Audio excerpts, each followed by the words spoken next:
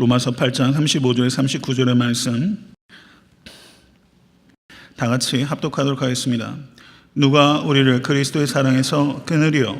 환난이나 곤고나 핍박이나 기근이나 적신이나 위험이나 칼이랴. 기록된 바 우리가 종일 주를 위하여 죽임을 당케 되며 도살할 양같이 여김을 받았나이다 함과 같으니라. 그러나 이 모든 일에 우리를 사랑하신 이로 말미암아 우리가 넉넉히 이기느니라.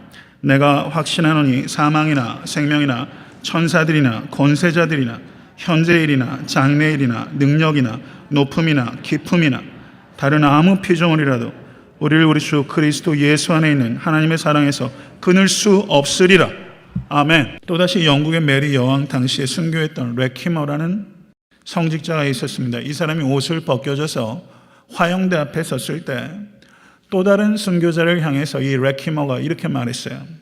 형제여, 힘을 내세요. 우리는 오늘 하나님의 은혜로 꺼지지 않는 촛불이 될 것이에요.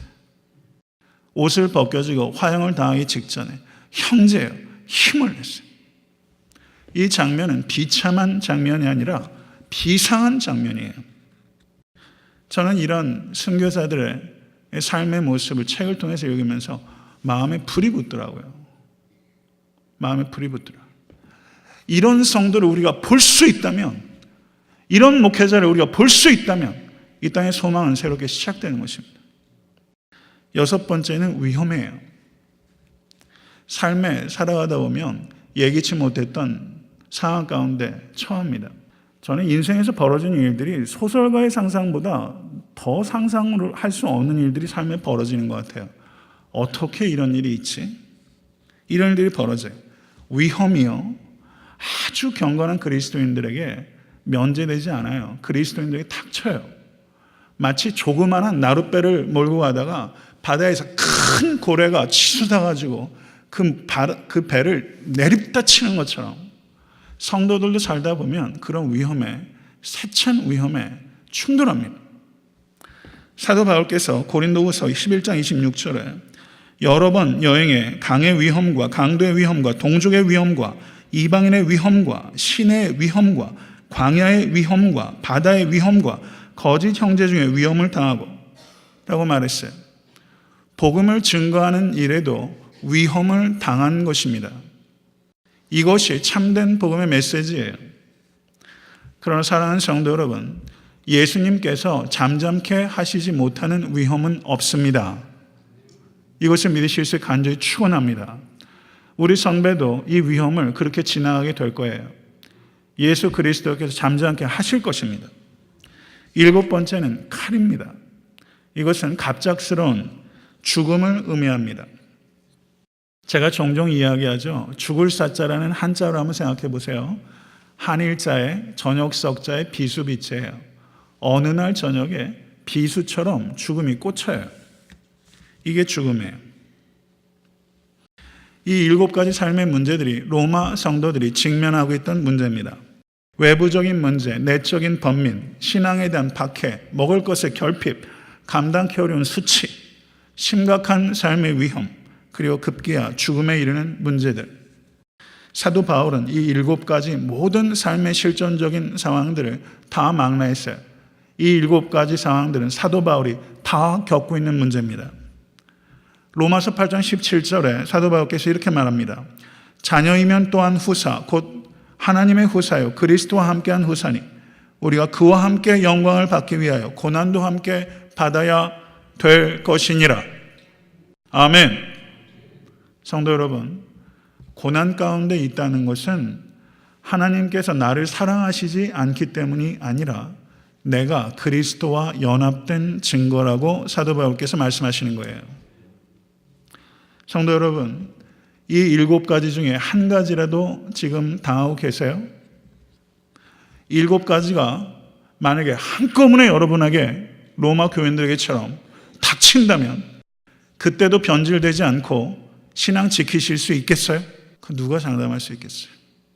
장담한다고 되는 일 아니죠. 성령님 의지하면 통과할 수 있게 될 겁니다. 가스펠 찬양 가운데 세상 흔들리고 사람들은 변화해도 나는 주를 섬기리. 주님의 사랑은 영원히 변하지 않네. 나는 주를 신뢰. 예배 중에 찬양을 하려고 어제 사실은 노래를 연습했는데 제가 찬양을 안 하겠어요. 믿음 흔들리고 사람들 주를 떠나도 나는 주를 섬기리. 주님의 나라는 영원히 쇠하지 않네. 나는 주를 신뢰. 어저께 제가 찬양을 해보면서 눈물이 팽 돌더라고요. 세상 흔들리고 사람들 변합니다. 믿음 흔들리고 사람들 주를 떠납니다. 이렇게 안락한데도 그래요. 그런데 이 7가지 상황들 중에서 한 가지로 닥치면 혹은 7가지가 한꺼번에 쏟아져도 사람들 주를 떠나도 나는 주를 섬기리. 오직 의인은 믿음으로 말미암아 살리라. 할 수 있는 성도가 되기를 간절히 소원합니다. 지금 우리가 직면하고 있는 문제는 이 35절에 나오는 7가지 상황만큼 끔찍하지는 않아요. 그렇지만 결코 쉽지도 않아요. 그러면 우리에게 닥치는 문제는 무엇인가? 그것은 조롱이에요. 세상이 성도를 조롱합니다. 그리고 세상이 예전에는 복음을 핍박했지만 요즘은 복음을 변질시켜요. 복음에 무관심하게 합니다. 이것이 우리의 문제예요. 스펄전 목사님께서 사역하셨을 때는 약 150년 전입니다. 그런데 150년 전에 스펄전 목사님께서 이런 말씀을 하셨어요. 여러분이 표효하는 사자에 물려 갈기갈기 찢겨지지는 않을 것입니다. 그렇지만 곰에 깔려 질식해 죽을 수 있습니다. 이것이 150년 전에 영국의 교계의 현실을 스펄전 목사님께서 진단하신 거예요. 급격하게 사자에 찢겨서 죽는 그런 일들은 없지만 서서히 무관심에 빠지고 무감각에 빠져서 죽게 되는 문제, 이것이 150년 전에 영국의 교계의 문제였어요. 150년 이상 지난 지금의 우리의 현실은 얼마나 더 심각할 수 있겠습니까? 성도 여러분, 교회 안에 알곡이 더 많습니까? 쭉정이가 더 많습니까? 어떻게 생각하세요? 신앙생활 하는 사람이 더 많습니까? 연기생활 하는 사람이 더 많습니까? 혹시 듣기 싫진 않습니까? 제가 과하게 말하진 않습니까? 그러면 이렇게 질문을 바꿔보죠. 정말 목사가 많습니까? 목사 연기하는 사람이 많습니까? 어느 쪽이라고 보세요? 성도 여러분, 저도 위선자입니다. 저도 철두철미한 위선자입니다. 그렇지만 저는 몸부림치는 위선자예요. 저도 제가 목사 연기할 때가 있어요. 어떨 때는요, 제 연기에 제가 깜짝 속아요. 연기하는 건지 진짜인지 저도 헷갈릴 때가 있어요. 목사 연기할 때 있어요.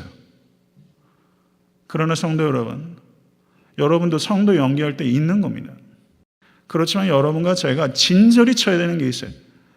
연기 생활 이젠 끝내야 됩니다. 성도 여러분, 우리가 믿는 신앙은 사고방식이 아니라 생활방식이에요. 만약에 우리가 믿는 신앙이 우리의 생활 가운데 영향을 미치지 못하면 그것을 연기라고 하는 거예요. 자신을 바꾸지 않고 자신을 바꾸는 데는 게으르고 다른 사람이 바뀌어야 된다고 하는 거. 여러분과 제가 그런 문제에 빠지기 쉽습니다. 나를 바꾸는 데는 게으르고 다른 사람은 질타하는 데는 부지런한 거. 이걸 뭐라고 하는 줄 아세요? 이걸 종교꾼이라고 하는 거예요. 종교꾼이에요. 신앙생활 오래 하면 오래 할수록 종교꾼이 될 가능성이 높아요. 자기를 변화시키는데 부지런하실 수 있는 여러분과 제가 될 수 있게 간절히 바랍니다. 자기를 바꾸지 못하면 희망 없어요. 애타한테 섬기는 교회 목사가 제가 안 바뀌면 우리 교회 희망 없습니다. 애타한테 섬기는 교회가 회개하는 교회가 되지 못하고 변화되지 못하면 애타한테 섬기는 교회는 희망 없어요. 저는 종교꾼 양성하는 교회, 그런 교회가 있다면 왜 있어야 됩니까? 그런 교회 필요 없습니다. 37절은 그러나라는 말로 시작합니다.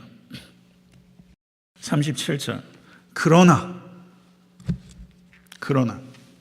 제가 오늘 설교 제목 원래는 그러나의 신앙이라고 붙였어요. 그러다 설교 제목을 바꿨어요. 여기에서 그러나라고 번역되는 성경 언어가 그리스 말로 알라라는 단어입니다. 알라, 접속사 알라예요. 이것은 성경 언어의 그러나를 의미하는 단어가 대라는 접속사가 있고 알라라는 접속사가 있는데 알라는 훨씬 역접의 의미를 강조하는 것이 이 알라입니다. 성도는 역전의 용사입니다. 그 역전은 어떻게 이루어지는가? 우리를 사랑하시는 이로 말미암아 우리가 넉넉히 이기느니라. 성도의 이김은 나의 소유나 나의 존재나 나의 지식이나 나의 능력에 있는 것이 아니라 우리를 사랑하시는 이로 말미암은 승리입니다. 그리스도인들은 약함으로 강함을 이기는 사람이고 사랑으로 원수를 이기는 사람이고 믿음으로 역경을 이기는 사람이고 기도로 세상을 이기는 존재입니다. 그리스도인들은 이기적인 성취를 위해서 싸우는 사람이 아니에요. 이번 월드컵에 대해서 설왕설래 말이 많아요. 별로 기대도 안 했던 사람이 많은데 결국은 큰 실망을 남겨주고 끝이 났는데 월드컵에서 이번에 굉장히 재미있는 에피소드 가운데 하나가 수아레스라는 선수 아세요? 우루과이 선수. 우루과이 선수가 어떻게 했죠? 이탈리아 선수를 깨물었어요. 참 깜찍한 짓을 했습니다. 그래서 수아레스의 별명이 치아레스예요. 치아레스. 그런데 볼상사나운 것은 우루과이 대통령이 한마디 했어요. 수아레스가 무는 것을 자기는 못 봤다. 그런데 이 치아레스가 또 한마디 했어요. 나는 문 것이 아니라 넘어진 것이다.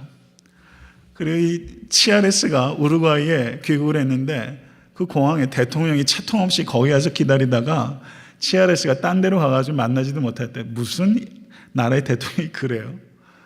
그런데 우루과이가 어제인가 경기해가지고 우루과이가 떨어졌죠. 그런데 그 스테디움에 있는 사람들이 이 수아레스 가면을 다 쓰고서 열광을 했어요. 이거 뭐죠? 도대체? 이 삼류 저질 애국주의예요. 사랑하는 성도 여러분, 애국심이 필요하지만 이 애국심이 보편적인 도덕과 보편적인 인류애라는 것에 조정을 받지 못하면 이 애국주의가 얼마나 유치해지는지 몰라요. 대한민국의 형편이 좀 낫다고 생각하십니까? 그리스도인들은 하나님의 나라를 위해서 싸우는 사람입니다. 믿으십니까? 여러분과 저는 한국 사람이에요. 그리고 시민권이 있으신 분은 미국 사람이기도 합니다. 그렇지만 우리의 first identity는 한국 사람도 아니고 미국 사람도 아니고 천국 시민입니다. 우리의 1차적인 소속은 Kingdom of God, 하나님의 나라예요. 만약에 조국이 위기에 처한다면 그리스도인들이 조국을 위해서 최고로 먼저 희생적인 역할을 감당해야 되지만 조국이 추구하는 바가 하나님 나라의 가치와 충돌이 되면 우리는 조국이 아니라 위에 있는 조국을 위해서 우리의 생명조차 드려야 되는 존재예요. 그렇기 때문에 그리스도인들의 싸움은 그 싸움의 목적도, 싸움의 동기도, 싸움의 수단도 다릅니다. 싸움이란 본지 이길 수도 있고 질 수도 있지만 성도가 싸우는 싸움은 반드시 이기는 싸움이고 넉넉히 이기는 싸움입니다. 할렐루야. 믿으세요? 우리의 싸움은 넉넉히 반드시 이기는 싸움이에요. 로마 성도들이 어떤 성도들입니까? 그들 중에서 소수의 유대인과 다수의 이방인이었고 그리고 그들 중에는 부유한 사람들보다는 가난한 사람들이 많았고 유식한 자들보다는 무식한 자들이 많았어요. 그들 가운데서는 청년들만 있었던 것이 아니라 어린아이도 있었고 노약자도 있었고 나이 든 사람도 있었어요. 그렇지만 그들 모두 넉넉하게 이겼습니다. 로마의 카타콤의 무덤을 보면 그 무덤에 성도들의 이름이 새겨져 있는 부분이 있대요. 그런데 이 이름이 문법적으로 말이 안 되는 이름들이 많대요. 왜 그런가 했더니 로마 교회 카타콤의 성도들 가운데서는 이 라틴어 알파벳을 쓰지 못하는 문맹자들이 많았기 때문에 이름을 써놨는데 이름이 말이 안 되는 이름이 많대요.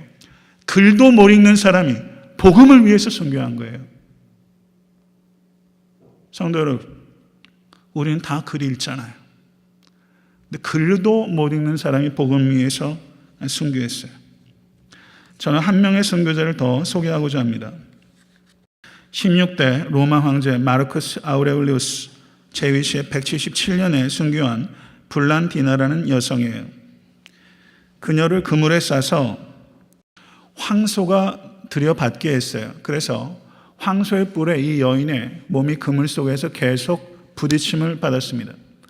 그러다가 다시 그 그물을 풀고 이 여인을 쇠로 달군 의자 위에 이 블란디나를 앉혔어요.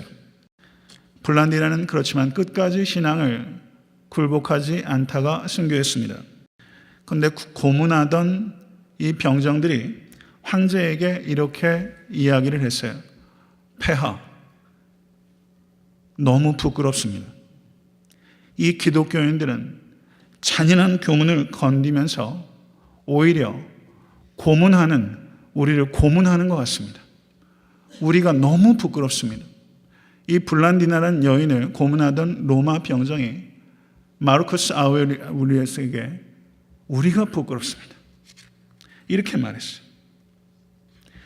기독교인을 물다가 철광석과 같은 기독교인들의 믿음에 마치 이빨이 부서져 버린 독사처럼 이 로마의 군병이 이렇게 고백을 했다는 것이죠. 사랑하는 성도 여러분, 예수님께서 산상수훈에 핍박하는 자를 위해 기도하고 원수를 사랑하는 말씀, 오른쪽 뺨을 맞으면 왼쪽 뺨을 내어주라는 말씀, 여러분 그것을 어떻게 생각하세요? 기독교인들이 세디스트입니까? 그렇지 않아요. 한쪽 뺨을 맞으면 또 왼쪽 뺨을 내어주도록 하면서 때리는 사람이 어느 순간에 무자비하게 때리다가 부끄럽습니다. 때리는 내가 오히려 더 세차게 맞는 것 같은 양심의 가책을 느끼는 순간이 오는 거예요.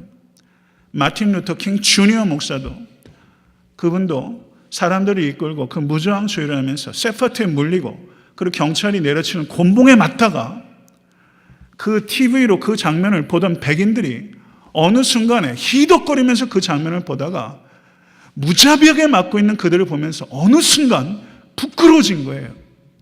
그래서 역사가 바뀐 거예요. 기독교인들은 모루처럼 맞아요.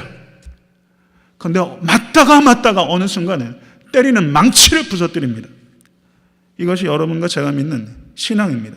이제 8장의 마지막 부분에 도착했어요. 사도 바울께서는 내가 확신하노니 라고 말합니다. 8장 38절, 내가 확신하노니. 내가 확신하노니. 사도 바울께서 이렇게 말씀하고 있는 것을 우리는 주목해야 돼요. 사도 바울은 하나님의 계시로부터 그리스도의 사랑을 깨달았어요. 그리고 자신의 삶을 통해서 그리스도의 사랑을 체득했어요. 그렇기 때문에 내가 확신하노니 라고 말할 수 있는 거예요. 여러분과 저의 신앙은요, 우리 안으로 자꾸 숨어서는 안 돼요. 내가 확신하노니 라고 말할 수 있는 신앙이 되기를 간절히 축원합니다. 내가 확신하노니 사망이나 생명이나 천사들이나 권세자들이나 현재일이나 장래일이나 능력이나 높음이나 깊음이나 다른 아무 피조물이라도 우리를 우리 주 예수 그리스도 안에 있는 하나님의 사랑에서 끊을 수 없으리라. 하나님의 사랑은 과거에도 우리들을 사랑하셨고 현재도 사랑하고 있으며 미래에도 사랑할 것입니다. 하나님의 사랑에 대해서 진실로 확신하고 계십니까? 만약에 이 사랑에 대해서 마음이 시들었다면 오늘 이 예배를 통해서 간절히 간구하기는 그 사랑의 불길이 여러분의 심령 가운데서 치솟아 오르게 되기를 주님의 이름으로 간절히 축원합니다. 여기에서 사도 바울께서 이야기한 바를 간략하게 말씀드리겠습니다. 하나님의 사랑을 진실로 믿으면 사망이나 생명이나, 사망은 인생의 끝이 아니라 영원한 생명의 시작입니다. 성도는 요단강을 건너면 훨씬 좋다는 것을 아는 사람이에요. 성도는 예수님께서 죽는 순간에도 나를 사랑하셨다는 것을 아는 사람이에요. 그렇기 때문에 죽음의 강도 기쁨으로 건널 수 있는 사람, 그 사람이 성도입니다. 생명은 좋은 건데 왜 생명도라고 했을까요? 여러분 이민생활 하시다 보면요, 어떨 때는 어떠세요? 죽기보다 살기가 더 어렵지 않아요? 죽기보다 살기가 더 어려운 사람이 항상 있어요. 우리 교회 교인 가운데도 있습니다. 성도가 두려워해야 되는 것은, 경청하십시오, 죽는 것을 두려워하기보다 죄 짓는 것을 두려워하실 수 있게 되기를 간절히 바랍니다. 우리가 이 땅에서 생명이 연장된다는 것은 그만큼 죄의 유혹 가운데 놓인다는 것을 의미하는 거예요. 죽는다는 것은 죄의 유혹으로부터도 자유하게 된다는 것을 의미하는 거예요. 저는 죽는 순간을 기다립니다. 다만 죽는 순간까지 제 소명을 잘 감당하는 것, 여기에 집중하는 것이지 저는 죽는 순간 기다려요. 생명보다 소중한 것은 소명입니다. 나의 달려갈 길과 주 예수께 받은 사명, 곧 하나님의 은혜의 복음 증거하는 일을 마치려 하면은 나의 생명을 조금도 귀한 것으로 여기지 아니하노라. 사도 바울은 천사들이나 권세자들이나 능력에 대해서도 말합니다. 천사들은, 여기에서 말하는 천사들은 타락한 천사, 사탄을 의미하는 것으로 해석하는 것이 올바를 거예요. 여기서 강조하는 바는 어떠한 초자연적인 존재나 능력도 그리스도의 사랑으로부터 끊을 수 없다는 것입니다. 이건 믿으실 수 있게 간절히 바랍니다. 사탄은 욥의 소유도 뺏었고 욥의 가족도 뺏었고 욥의 건강도 뺏었어요. 그렇지만 욥을 향한 하나님의 사랑은 뺏을 수 없습니다. 다음은 현재 일이나 장래 일도 그리스도의 사랑에서 우리를 끊을 수 없습니다. 지금 현재 성도님들께서 당하고 계신 문제가 무엇인지 생각해 보실 수 있게 되길 바랍니다. 주머니가 비어 있습니까? 아니면 암덩이가 몸에 퍼져 있습니까? 자녀들이 집을 나갔습니까? 아니면 심각한 사업에 문제가 있습니까?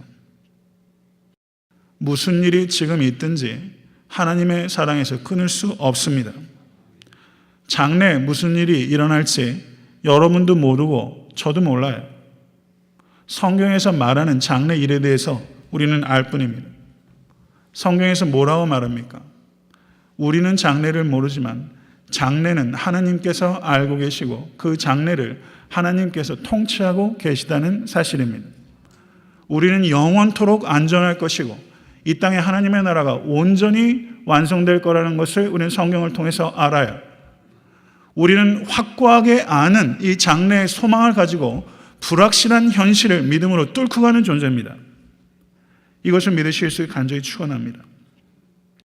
높음이나 깊음도 마찬가지입니다. 이것은 높음이나 깊음이나 어느 곳에 간다 할지라도 하나님의 사랑에서부터 피할 수 있는 곳은 없다는 뜻입니다.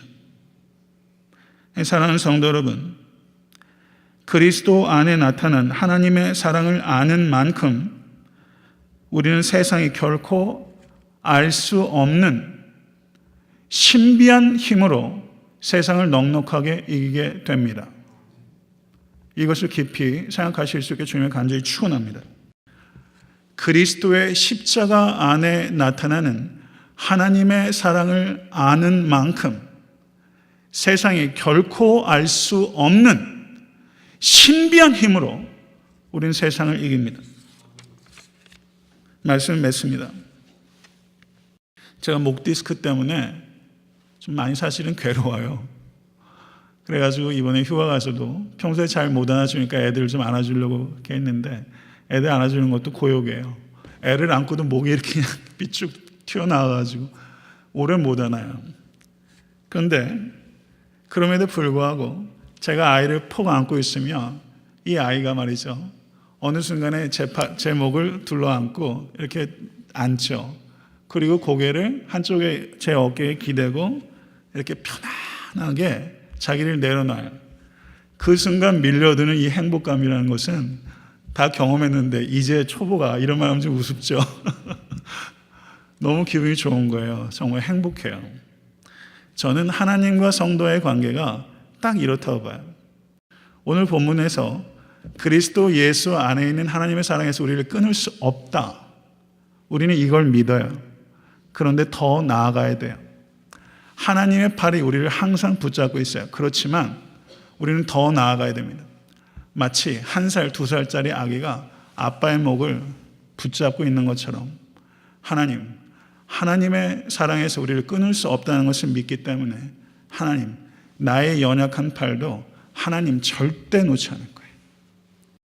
어떤 일이 닥쳐도 불길 속에 던져진다 할지라도 옷이 벗겨진다 할지라도 기근 속에서 먹을 양식이 결핍한다 할지라도 양식을 위해서 양심 안 팔고 내 팔도 하나님의 목 꼭 끊어야 하는 거예요.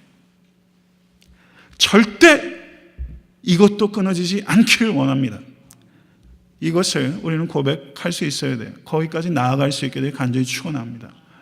여러분 끝까지 견디십시오. 끝까지 견디는 성도가 구원받는 성도입니다. 세상이 아무리 변질돼도 나는 변화될지언정 변질되지 아니하고 끝까지 내 팔도 하나님 붙잡고 있을 것입니다.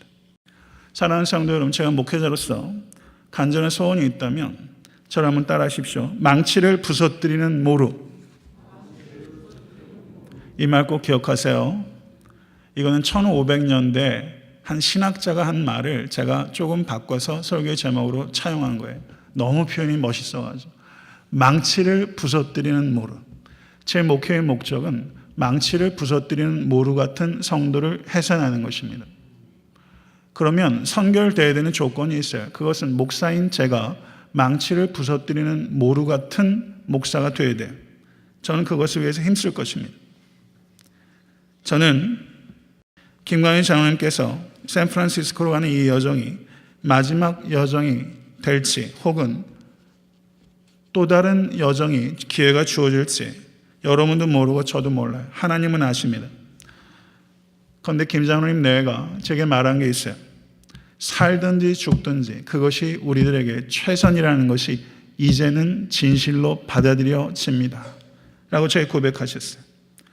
장로님 인생 가운데 최고로 진정성을 갖게 되는 순간은 이 시간입니다. 제가 말했어요.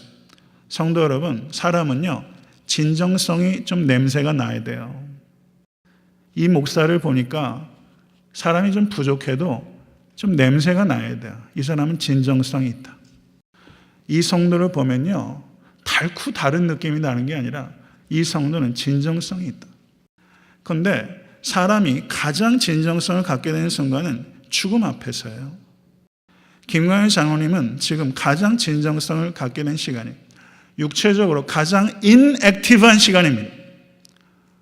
저는 마지막 말기암 환자가 죽어가는 몇 달을 옆에서 매일같이 본 적이 있었어요. 가장 육체적으로는 인액티브하지만 영적으로는 가장 액티브한 시간이 이 시간이라고 제가 말씀드렸어요.